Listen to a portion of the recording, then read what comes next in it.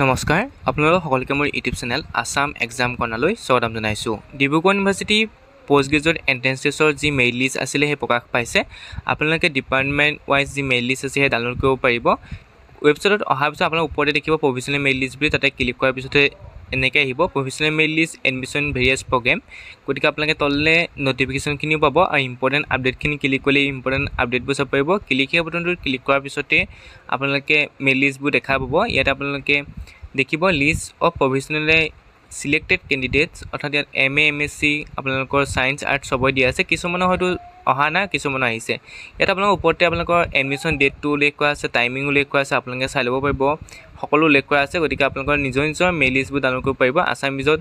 তাৰপিছত ওপৰতে আপোনালোকৰ ছিটখিনি কেনেকৈ ডিষ্ট্ৰিবিউশ্যন কৰা আছে সেইখিনি কথা উল্লেখ কৰিছে আৰু কি কি ডকুমেণ্ট লৈ যাব লাগিব সেইখিনি কথা উল্লেখ কৰিছে। গতিকে আপোনালোকে এইবিলাক ডকুমেণ্ট লগত লৈ যাব লাগিব। গতিকে প্ৰত্যেক ডিপাৰ্টমেণ্টৰ প্ৰত্যেকৰে মেইল লিষ্ট আপোনালোকে ডাউনলোড কৰি চাব পাৰে।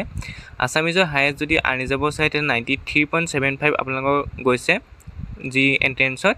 কিছুমান এতিয়াও অহা নাই, যেনেকৈ লাইফ চায়েন্সৰ এতিয়ালৈকে মেইল লিষ্ট পাব্লিছ হোৱা নাই। হয়তো আজি ৰাতিৰ ভিতৰত আপোনালোকে যি মেইল লিষ্ট আছে বাকীবোৰ ডিপাৰ্টমেণ্টৰ সেইবিলাকো পাই যাব। প্ৰায়খিনিয়ে দি দিয়া হৈছে, এম এডলৈকে দি দিয়া হৈছে। মাথো লাইফ চায়েন্স আৰু কেইটামান হয়তো নাই। ইয়াত আপোনালোকৰ সেইকেইটা ছাবজেক্টো ৰাতিলৈতো 10-11 বজাত আপোনালোকৰ আপলোড হৈ যাব, নহ'লে কালি ৰাতিপুৱা আপোনালোকে পাই যাব। প্ৰত্যেকটো ডিপাৰ্টমেণ্টে আপোনালোকে ডাউনলোড কৰি চাব পাৰে। গতিকে আপোনালোকে নিজৰ নিজৰ মেইল লিষ্টখিনি চাব আৰু লগতে টাইমিংটো চাব, এডমিশ্যন ডেটটো কেতিয়া দিছে সেইখিনি কথা চাব। লগতে আপোনালোকৰ যি ফিজ ষ্ট্ৰাকচাৰ সেইখিনি কথাও দি দিছে। গতিকে আপোনালোকৰ ফিজ ষ্ট্ৰাকচাৰ বিষয়ে মই আপোনালোকক জনাই দিম। ইয়াৰ নেক্সট ভিডিঅ'টো মই আপোনালোকক জনাই দিম এণ্ড'মেণ্ট ছিট কি হয়, অৰ্থাৎ মেইল লিষ্টত যদি আপোনাৰ নামটো নাহে, মানে মেইল লিষ্টত যদি নাম নাপায়, অৰ্থাৎ এনেকৈ যদি মেইল লিষ্টত আপুনি ছিট নাপায় তেতিয়া এণ্ড'মেণ্ট ছিটৰ যোগেদিও আপুনি ছিট ল'ব পাৰে ডিব্ৰুগড় ইউনিভাৰ্চিটিত পঢ়িবৰ কাৰণে। এণ্ড'মেণ্ট ছিট কি হয় সেইটো বিষয়ে জানিম, তাৰ কাৰণে ফিজ কিমান দিব লাগিব সেইখিনি কথাও মই জনাই দিম।